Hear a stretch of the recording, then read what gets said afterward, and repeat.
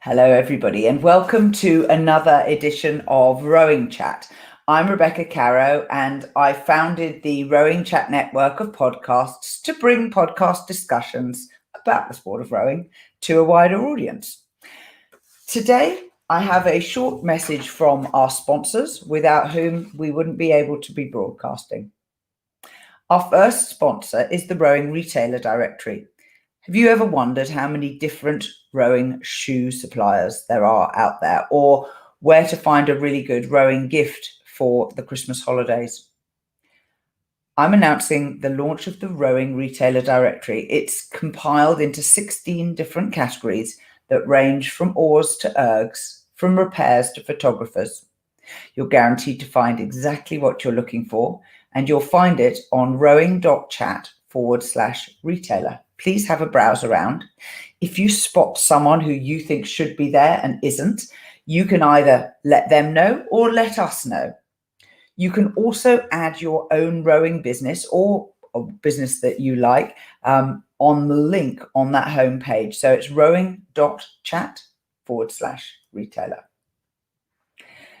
And secondly, the Rowing Tales book 2020 is now published. This is the book that I curate and edit of anecdotes, stories, triumphs and disasters, which I pick up and collect from people who often are guests on this show, but also are people who write about what they're doing in their rowing lives online. It's now available for publication. It's the 4th edition, so I've done one every year since 2017. And you can pick it up on Amazon. You can buy it from rowperfect.co.uk. If you'd like all 4 books, so one from each year at a special discounted price, you can buy it direct from me. The full price is £70 UK. And you can buy it for £35 plus the cost of shipping. Just contact me at rebecca@caro.com and I'd be happy to work it out for you. Now, today, my guest is Stephen Dowd. Steve, welcome to Rowing Chat. Hi, Rebecca. Thank you for having me on. So let's talk about why you're here, because you're probably the youngest rower in terms of the longevity of your experience in this sport that I've ever had. Am I right? You've been rowing for 3 months. Yes, literally just 3 months. So I won't claim to be the sage of rowing, but I've discovered a new sport and I'm fantastically ambitious about it. Let's roll back to your personal history and why 3 months ago you decided that rowing was the thing for you. What happened to you? So yeah, it goes back a little further than 3 months. My personal story. We're talking 2016 June, summer months. I was training for a bike ride, which is called Ride London. I live in London, and it's an event that's 100 miles in total. They close down the roads, go around the kind of major landmarks, and it's a charity event. I'd been convinced to sign up for this by one of the guys that was on my team at work. He's a bit of an Iron Man and loves a big challenge. I wasn't that guy at all. I wasn't really a cyclist at all, but it sounded like a fantastic opportunity. And I was at the time working for BNY Mellon, who I'm sure you guys will know. I used to run recruitment for the investment management business there. And so as I was training for this Ride London event, I was cycling down to my friend Dan's house. And unfortunately, I didn't get there. I hit a barrier I didn't see. And as I went over the top of that barrier, I landed on my head. Ooh. And in my head, I immediately broke my neck and suffered a spinal cord injury that left me entirely lost below the neck. So no arms, no legs, nothing in between, completely paralyzed. Gosh, and obviously really, really unexpected. So that was June 2016, rushed to hospital. Absolutely. Obviously, a bit of time's passed since then, and you're clearly moving more than just your head. So I'm hoping this is a good story.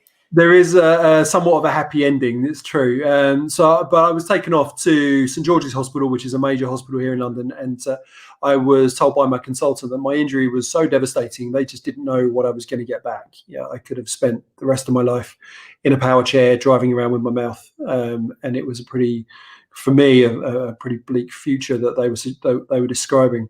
However, which is a great word to hear at that point in the conversation. However, they were also running a clinical research trial, which is an experimental trial. It was funded by a group called Wings for Life, a spinal cord injury foundation, and that are an international foundation. They fund the best research for spinal cord injury around the world, wherever that is, with one goal of trying to find a cure for spinal cord injury paralysis. And they said to me, or my consultant said to me, because we have these 50 spaces that are funded by Wings for Life, and you would potentially be a great candidate for that if you wanted to get involved, then we can't make any promises, but we can't make it any worse. So why don't you get involved and have a go and see if that might give you a foundation for recovery? So I had a conversation with my wife. We had a very somewhat dark conversation in some ways, because for me, I decided that whilst other people can live fantastic lives and full, proud lives in wheelchairs in that way, it's a very personal situation, a very personal injury. I decided that actually that wasn't what I wanted for my life at 37, and it wasn't what I wanted for Helen either. I didn't want to be wholly dependent on her, nor give her the responsibility for that. So we decided if that was going to be the case, then I'd book a one-way ticket to Switzerland and I'd check out. It was a pretty dark decision. Luckily, that didn't happen that way, and where I was co-opted onto the trial, it did give me a foundation to begin a fairly against the odds recovery, really. So that's where we are. Medical details. What did the Wings for Life charity intervention do? So what happened with me is I snapped the ligament in the back of my neck, and I dislocated my neck effectively. And for those that don't know, you have 7 bones in your neck. Mine's between 3 and 4, so it's really high and it's bang in the middle of my neck. As it was moving around, because it was unstable, it crushed and bent my spinal cord. That's where I damaged it. But I didn't sever it, and that was really important, because the prognosis of someone with a severed spinal cord, a cut spinal cord, that really is bleak. And it's not impossible, but it really is bleak. So I was very lucky I didn't have that level of injury, but I still did have a serious injury. And where the bruising within the spinal cord itself was moving up and down through the spinal cord, because it's held in by a really tough membrane called the dura. The bruising was spreading, and as the bruising was spreading, then I ran the risk of nerve death. And if the nervous cells would die, then my incomplete injury, which is a better type of injury if there is one, could easily have become a complete injury just through time. So it was important that I got to me very quickly, which they did. Within 24 hours, from my point of injury, I was in and out of surgery, and I was in intensive care.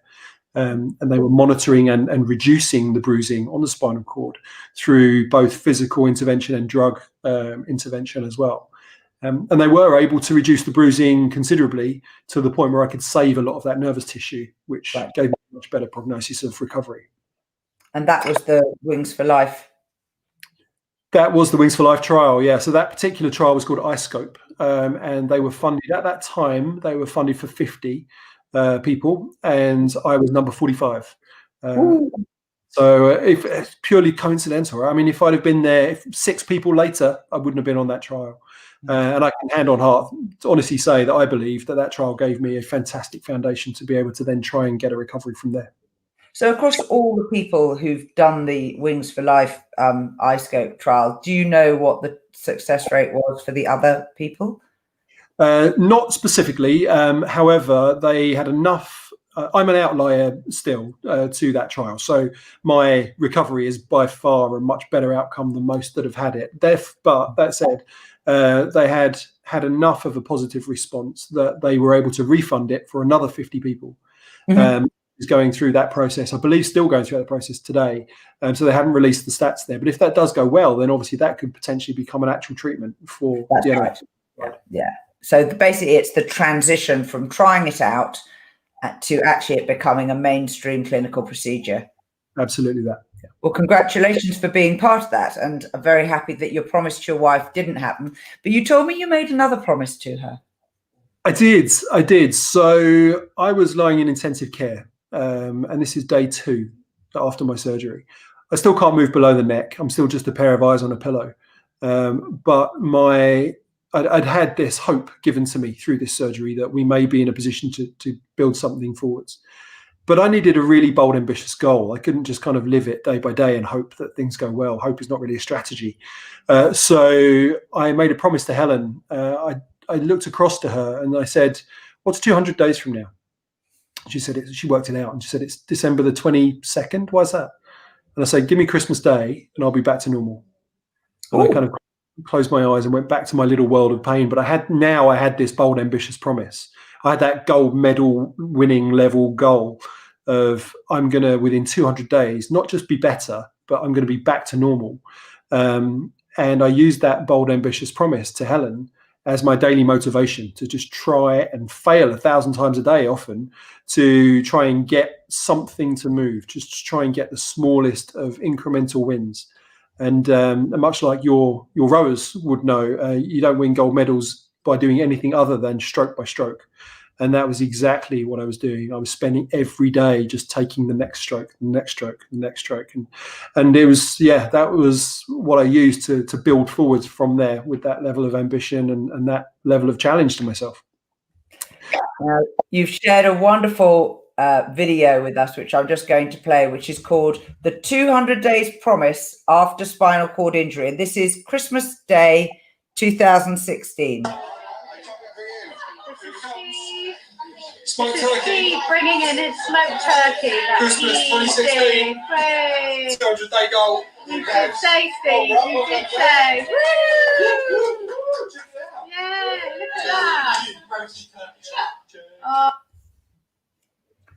Well, that's definitely proof in the pudding that you did it. Absolutely. So I kind of I had a massive Rocky montage that happened ahead of that. Obviously, you can imagine me going from a pair of eyes and a pillow. But day 200, I was able to walk our Christmas turkey to the table, which was an intense ending to an intense 6 months of hard graft and lots of ups and downs. I mean, obviously, it doesn't just happen and it's all wonderful. In fact, we had lots of dark moments as well as the highs. But by celebrating every stroke, by celebrating every win, as if it were Christmas Day on its own, it meant that over those 200 days, I was able to build upon each and every win and just keep moving forwards until eventually I was where we just saw in that video. Christmas Day, my house, 2016. Welcome to my house. And it's the 22nd of December today. And it is the 22nd today, totally 21st today. But yeah, coincidentally. Now, as a part of that process of a big goal with lots of incremental steps, you started to learn a lot about both the mind and the body approach to achievement. What happened after that first Christmas Day? So after that first Christmas Day, I decided that I'd got to that point where, like gold medalists would do or Olympians would do, where you build up to an event. That particular event is your sole focus. It's the thing that means the most to you, and you put every hour of every day into it. And I'd been doing that very thing for the best part of 6 months. Christmas Day rolls around, and that's effectively game day. That's event day. Yeah. But then Boxing Day happens. So you've done the thing, but then what's the next day? It's just Wednesday, right? It's just like another day. And I found myself sat on my sofa thinking, I need another goal. I can't just rest on my laurels of what I'd done. I was really proud of what I'd achieved, and obviously it made a massive difference to our lives. But that wasn't going to be good enough to just know that had happened. I needed to keep moving forwards and achieving more stuff. And I wasn't back to normal. I'm still not back to normal. I still have elements of paralysis, and there are lots of situations where I feel my paralysis today, although I'm far better than I was. But I started to create challenges for myself. I started to see the value in challenge by setting bold level ambitious goals and then getting there day by day. And I thought, right, let's rinse and repeat this. I need something new. What else can I do? So I decided, before I told my wife, actually, which is a bad idea, never do it in that order, I told Facebook that I was going to get back on the very bike that I had my injury on, and I was going to cycle the 100 miles that I didn't get to do because my injury had obviously stopped me doing the Ride London event. And I was going to do that in 200 days from then. Another 200, right. Another 200 days. So that became known as the hashtag 200 days challenge. which saw me get back on the bike. Another crazy rocky montage and 5 hours a day in physio and all of our money in terms of rehabilitation costs. It was just very expensive, both time and financially. But I was able to fast forward 200 days, get back on the bike that I fell from. I wasn't riding on the road. I still am not allowed to ride on the road. My wife and I still haven't quite agreed that one yet. Hopefully it will happen at some point. But I found myself on a turbo trainer. So this was the first experience I'd ever had with an erg. So again, for those that don't know, a turbo trainer, you take your back wheel off, you hook it up to what's effectively an erg, and you cycle in a Zwift environment, in my case, so like a virtual environment, which mirrored the Ride London course, which was happening on the very day outside the very doors that I was behind the building that I was in. So 200 days later, I'm at Red Bull headquarters, and I'm fulfilling the 200 days challenge on the same day as Ride London, which is only a year after the one that I should have done. So yeah, it was a pretty epic moment, actually, a pretty epic time. Does it include all the hills and everything? It does, yeah. It takes you up into the Surrey Hills and back again, and it's a slightly shorter version, but you have to do a couple of loops of it. But it is 100 miles, and it changes at the wheel, so at the erg. It puts in the extra strain as you're going uphill and things as well. So it's as close to riding on the road as you can get without being on the road. But yeah, it was intensely hard, intensely difficult. I mean, it was 100 miles is a long way, and for an able-bodied person who hasn't had a spinal injury the year before. Absolutely. And I'd promised the world that I was going to do it in 6 hours. So, which in itself was a little bit hubris on my point. I didn't quite realize this. I was so busy saying, I'm going to do it, and 6 hours feels like the right time. And it was only afterwards when I look back on what I'd promised the world before the injury, when I'd said I'd do it in 6.5 hours. So now I've got to do it with a spinal cord injury and half an hour quicker than I'd promised before. So yeah, it was a bit intense. And so to put that into context, that meant that every minute of a 6 hour ride, I had to be keeping a 17 mile an hour average, which is a pretty fair clip on a bike, right? So yeah, it was good, but I managed it. I got there, and not only did I beat my 6 hours, I got there Hollywood style. I got there in 5 hours, 59 minutes and 40 seconds. So it was perfectly packed. Wow, I bet that finishing sprint was something. Oh my God, I felt like Chris Froome. It was ridiculous. I actually thought there was a moment in there, and maybe this is a lesson to us all. There was a moment in there where I thought, I'm not going to make this.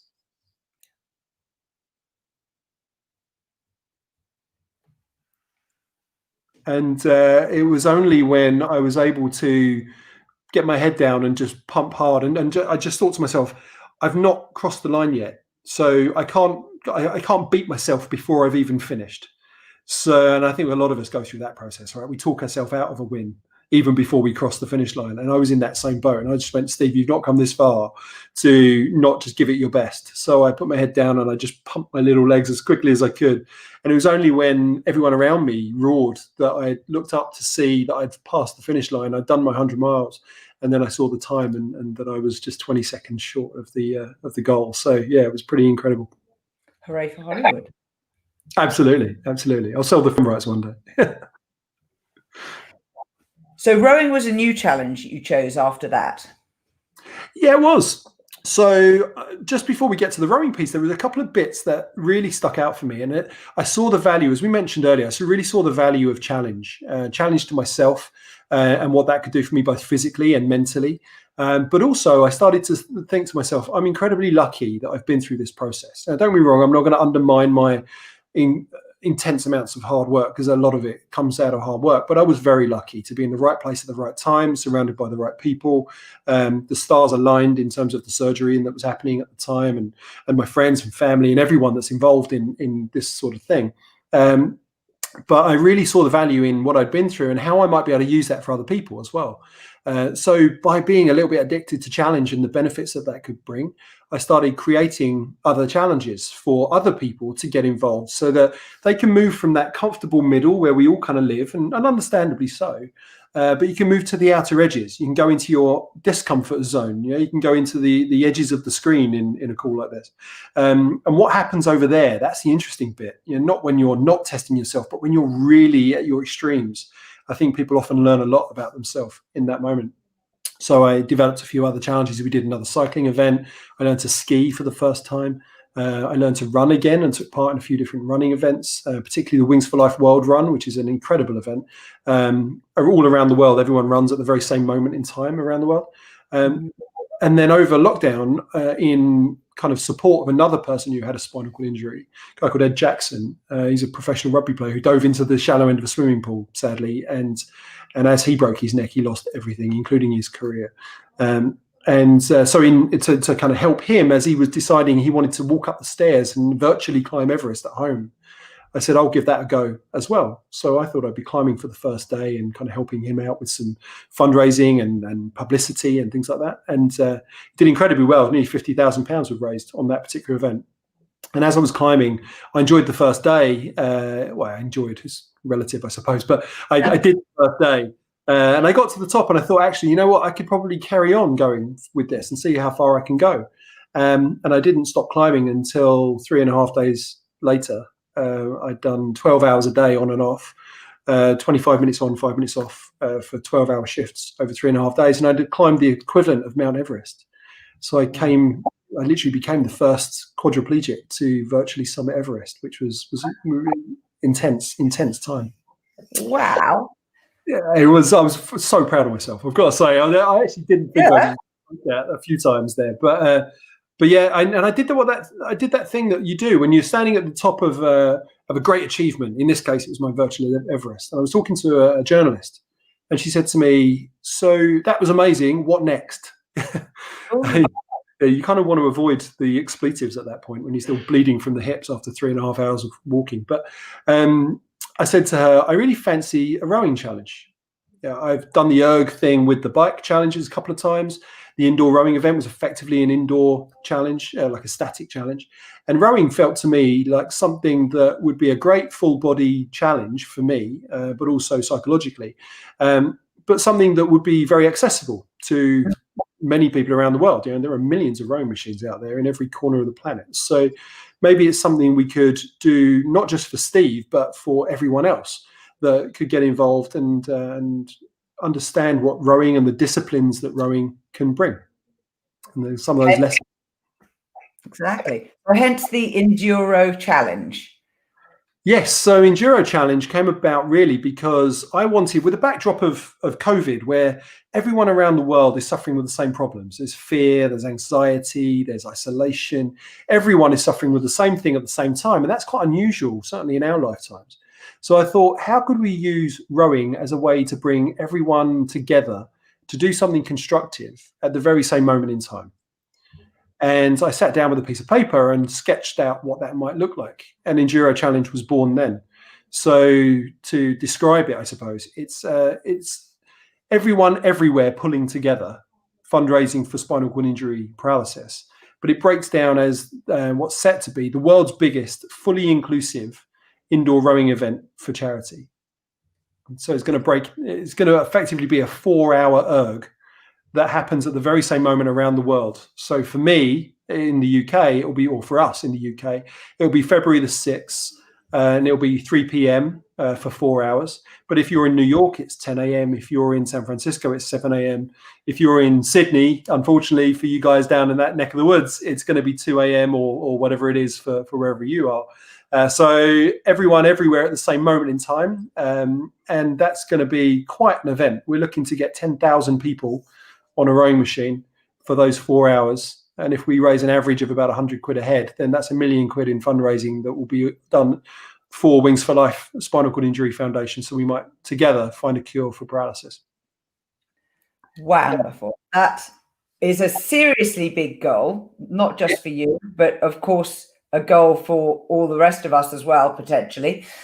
Let's have a look at the video that you've put together that explains the challenge and how it's set up. It all happened in an instant.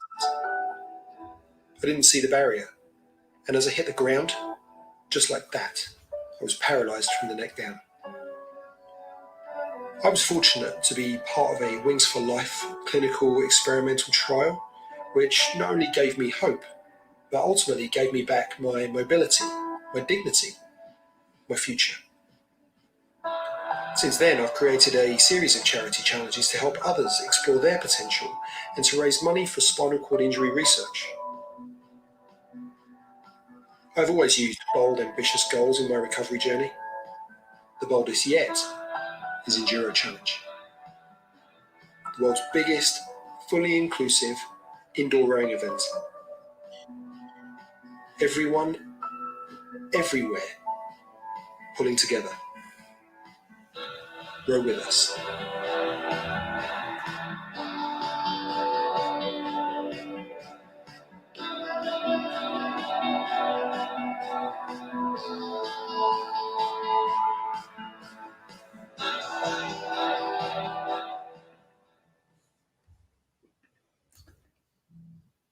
Brilliant. So that summarizes everything. Hello everyone.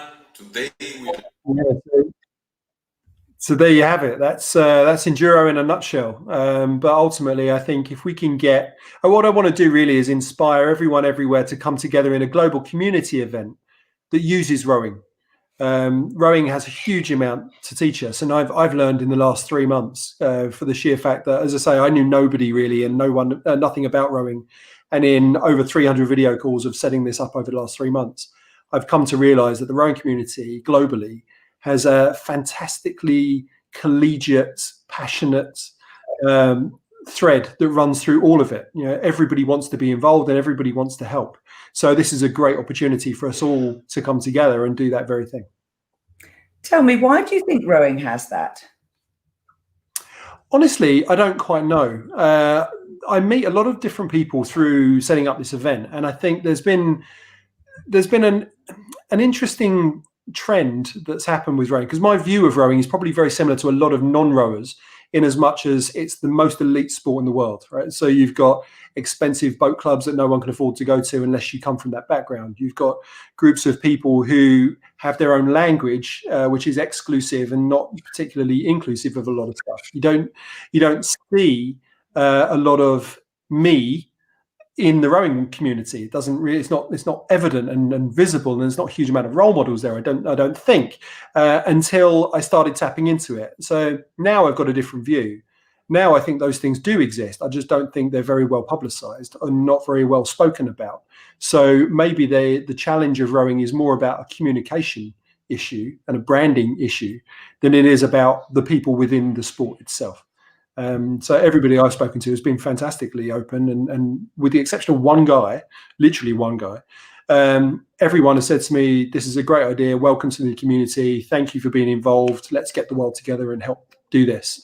And it's been wonderful. So why it's that way, I don't really know, but I don't think it needs to be. And we have a live watcher, Betsy, who says, wonderful too. Thank you, Betsy. Thank you. So your challenges for motivation are clearly something that you've now taken on board, but you've made into a sort of product that you can reproduce. Let's leave sport aside for now and talk a little bit about how listeners might want to take that into their own lives. You know, the end of a year is a traditional time to reflect and then to make changes looking into the new year. And I, for one, can't wait to say good riddance to 2020. How do you see these challenges being a tool, a technique that people can learn? So I spent some time after I came out of my rehabilitation process, when some people were asking me, how do you do it? What do you go through? Yeah, how do I then do that in my life, kind of stuff? And my honest answer to that was, I don't really know. So that wasn't a good enough answer. I had to sit down and work that through. And I wanted to make it a toolkit that people could use in their own life, that they could have takeaways from, practical toolkits, not just blue sky thinking. You know, I'm a big believer in sort of positive mental attitude, and you need those kind of things. But let's face it, all the positive thinking in the world is not going to make me levitate. You know, there are certain things that you just can't do. But that doesn't mean to say that there are not ways in which you can approach difficult situations, difficult challenges. And as just as a baseline, the one thing I would say is the definition of challenge is really important. So from my point of view, my 9 out of 10 challenge, my 10 out of 10 challenge in this case was paralysis. Doesn't mean to say that the person listening to me speaking about my challenge has any less of a challenge. It might be less on paper, but actually in reality, their 9 out of 10 challenge is still their 9 out of 10 challenge, no matter what that looks like. There's no hierarchy in challenge. It's yours. So I think that's really important to say, because it allows people the opportunity to not kind of limit what their challenge is or degrade what their challenge is. And then I sat down and said, let's make it really easy. Let's turn the word challenge into a toolkit. So I did. I put 9 tools behind each letter of the word challenge. There sits a tool. So just to run through those quickly, the C of challenge is choose to respond effectively. You might not be able to change certain things, but you can respond in the way, or you can own your own response to that. So choose to respond effectively. The H is help others help you. So you're not, no man is an island, no woman is an island. If you've got something that you need help with, then find that help, and you will find that help if you look for it. And you need to facilitate those people to help you. The A was accept the situation. Now that's objectively accepting a situation. That's effectively looking at a situation as to what it is right now, not looking at what you want it to be or what you wished it was, or looking at what you had before. But understanding where you are right now, and that really gives you the power to move forwards without dragging the anchor of what you wanted it to be. The L is learn through trial and error. I think we've all been there, right? Be Darwinian about it. Try new stuff. If it works, keep it. If it doesn't work, lose it. But keep moving forwards and trying new things. And don't rest on your laurels. So if you keep trying things, even the things that used to work may not work anymore. So keep looking at them objectively too. The second L was leverage all of your resources. So know what your resources are, be they financial, be they personal, people around you. Time is a huge resource that people don't really give much consideration to. But know where those things sit in your life so that when you do have challenges, you know how to mobilize them quickly. The E was engage. Get in the driver's seat. So many people live their life in the passenger seat, and it's their life. You do have the ability to change things in your life. But if you engage with your situation, the chances of you getting the outcome that you really want are that much greater. The N was never quit. And that's never quit. It's different to giving up. Different to stopping, I should say. Stopping can be the right thing to do. If you evaluate a situation and stopping is the right answer, then that's okay. But quitting is different. Most people do that when they've done the hard yards. They're 90% of the way there, and it's just too hard to keep on going, and they give up. And that's the difference between maybe some of your great rowers versus some of your good rowers. So yeah, never quit. The G was grow. So that was about goal setting. Whenever I did any of my things, I had a bold, ambitious goal. But as soon as I hit that goal, I immediately set a new goal. That could be a small goal through the course of the day, maybe sometimes more than one in a day, as well as the bigger goals, but making sure that you're growing by setting new goals and moving forwards. The E was, what was the other E? Sorry, where did we go? Sorry, G, and then the final E was ease up. So accept that you're not always going to be on top of your game. You're not always going to make the right decision. You're sometimes going to be wrong. You're sometimes going to fall backwards, and that's okay. That's very human to do, but also you don't throw the baby out with the bathwater. If you're doing well and you're moving forwards over time, then go easy on yourself and be your own friend in that process. And those are the tools that I used in my recovery journey that I think hopefully people can take away and use in some of theirs. Stephen, that is wonderful. I've written those all out. And so people who are listening, you will find them in the show notes. And you can then reflect on each of the letters of the 9 tools of challenge that Stephen Dowd has described for us. I do appreciate that there's a lot of information in there. Not all of them will be relevant to you. What I would suggest is probably pick 1 or 2 that you can really focus on and really drive forwards. But if anybody wants any additional information on any of those, then feel free to reach out. I'm happy to talk about them. Now, Betsy, who was listening earlier, has reminded us that she's also an adaptive rower. Oh, fantastic. Well, if I can ask, that works that way. What classification are you, Betsy? Well, we'll have to wait for her to reply, because it only comes through as text chats. But hopefully we can continue that part of the question and answer a little bit later on. Now, one of the key things that your challenge structure gives you is an individual goal, but within that whole structure, you've mentioned that, sorry, Betsy's come back. She is PR2. PR2, okay, perfect. I'm only learning about these myself of recent times. So I was talking to the Para Rowing Foundation, Marilyn Copeland in the US, and so she gave me a full breakdown on the PR categories. And you are technically? Technically, I would be PR3, probably. I would guess I'd be a weird one for the classifiers because I have being a quadriplegic. It means that I've got limitations in all four limbs. But actually, in reality, compared to most people that would have that limitation, I'm a lot better off. So I probably would sit in the PR3 camp, I would think. That's interesting. You still self-identify as a quadriplegic. Well, I am technically. So, I mean, we call them tetraplegics here in the UK, but quadriplegics in the States. But because I'm affected in all four limbs, then I do, and I still am affected in all four limbs, then I do fall into that camp. I'm very lucky that I don't have the limitations that many people that carry that label do. But that said, it's only a label at the end of the day. I mean, there are limitations, and we face those limitations, those challenges, and then we choose what we do with them. And so there are certain things. Betsy with a PR2 classification, obviously there will be things that she can do and certain things she can't do. So she'll focus on the things she can do, and she'll do them bloody well, I'm sure. And I kind of do the same thing, really. You've obviously been taught to row extremely well, looking at that little video with you on the rowing machine. You're not doing all the classic things that gym rowers do wrong. So who's been your coach through this? So I'm very lucky in as much as I started to design Enduro Challenge, one of the things I wanted to do was provide content to people who have never rowed before to get them involved. I would love Enduro Challenge to not just be stock full of rowers. I would love to build new numbers into rowing.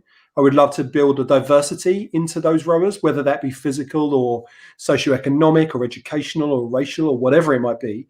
Everyone everywhere pulling together, as the strapline suggests. But I'm very lucky. I bounced into a guy called Nick Baker, who people may well know. Nick Baker is the Team GB Paralympic coach. And so as I was talking to Nick, I was suggesting what I wanted to achieve, and he was incredibly enthusiastic in getting behind that, to the point where he also helped me design and we distribute now some training videos, some pro tip videos for Enduro Challenge. So not under, he is obviously he's part of British Rowing, but it's not done directly through British Rowing. But Nick has given me his own time to show people who are PR2, PR3, PR1, the correct rowing techniques for them. And we've also hooked up with another group called Robots, which is a rowing specialist gym here in the UK. And they've been able to also do some pro tips for us around the correct exercises that you might do off the erg as well. So, yeah, it's been great along those lines. Just to give a total rounded view there, we also have another pro tip series, which is held by a guy called Dr. August Lemming, which is about psychology of rowing, about how you approach an event like the Enduro Challenge, which again, you can use to it's not just about the event. It's about giving people tools that they can use in their own life that they can absolutely use in a rowing challenge, but they can also use after the challenge is completed. And where can people find these pro tip videos? So EnduroChallenge.com, we have them on the website itself. And there's also a YouTube channel for Enduro Challenge, and the playlist there's a pro tips playlist. So that might be another way for people to find it too. Brilliant. Now, if people do want to get involved, it's February the 6th, 2021. Yep. How do they commit themselves to the challenge? So get yourself over to EnduroChallenge.com, register. I'm paying people's £10 ticket if you register in December. So if you get over there for the rest of this month, it will cost you like 35 pence as an admin fee. So lock it in right now. And then you can decide if you want to row or not later if you like, but effectively lock it in now. I'll pay your ticket for right now. It will be £10 a ticket thereafter up to the event. But yeah, so once you've signed up, you're in. And then we can talk more about how we, like I say, the pro tip videos and the content that's coming out through the social media channels that will help you engage in the Enduro Challenge kind of family. And we can do this together. So just to clarify, the spelling is EnduRow, EnduRow, and then the word challenge.com. Absolutely. I'm seeing it on my screen at the moment, so I'm guessing it's probably on everyone's. It is if you're watching video, but this also goes out as an audio podcast. So for those who are listening, it's a bit like them talking about the snooker and mentioning for people watching in black and white that the red is the one next to the green. Now, do you have to row the full 4 hours? So the way I organised it was I wanted everyone everywhere to be able to play. So I wanted one-arm Jimmy, the schoolboy, and 80-year-old Elsie, the grandma, to row alongside Bob, the Olympian. It's really important for me that everyone gets to have a go. And not everyone can row 4 hours. I won't be rowing the full 4 hours myself. I can't. My abs, after 15 minutes, will just literally say no, and I have to kind of get off and collapse in the corner for a bit.